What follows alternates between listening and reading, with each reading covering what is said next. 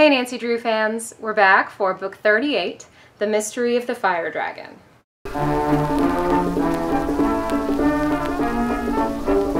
Originally published in 1961, this time I have a 1989 reprint. This is another great one, a fantastic mix of action, culture, and fun spanning 2 continents. We start with a charming father-daughter moment that gets interrupted by a phone call.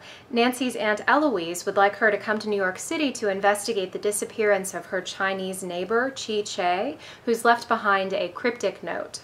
Mr. Drew could also use Nancy's help on a new case in Hong Kong, but he gives her a week to go to New York and solve this mystery as well. Bess and George accompany Nancy, and immediately upon their arrival, there's an explosion, the first of several in the book. Nancy expertly follows a red dragon clue through the streets of New York and later Hong Kong, again earning high praise from local police. And this time both Bess and George play key roles in solving the mystery. George resembles Chi-Che, and she goes undercover so convincingly that she actually smokes out one of the bad guys. And Bess puts her talents to work as well, first when she and Nancy are trailing a suspicious person. Bess sensed that the taxi driver was getting tired of the chase and probably was wondering whether he was going to get a tip large enough to warrant his trouble. Sweetly, she said, "Driver, you are wonderful. I've never ridden with anyone who could handle a car so well." The man beamed. "Thank you, miss. Not many people ever give me a compliment." And later, when Bess is kidnapped, she plays dumb and lies so convincingly that the bad guys actually let her go.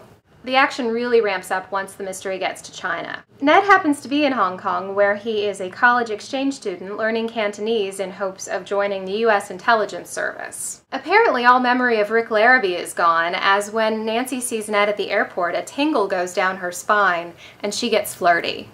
He chuckled. "Since prices here are lower than in the States, I engaged a 3-bedroom suite with a living room. Nancy may want to entertain 1 or more villains." "Including yourself?" Nancy teased.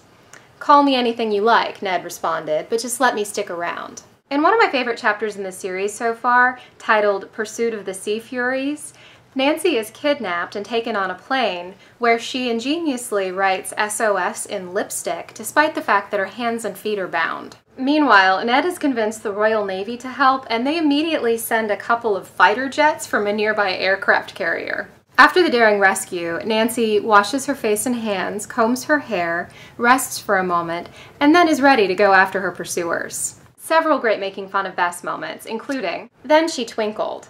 Do you suppose Ned will bring along a couple of dates for George and me?" George grinned. "He probably will, but maybe you'd better go on a diet, Bess. Your huge appetite may frighten the boys away." The other girls laughed. "Oh, George."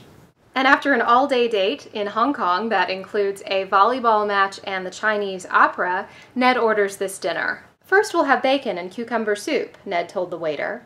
"Then some stewed shrimp." He looked up at Nancy to see if she approved. When she nodded, he went on. "A little sweet and sour pork, beef fried in oyster sauce, bamboo shoots, rice, and almond tea." One last thing.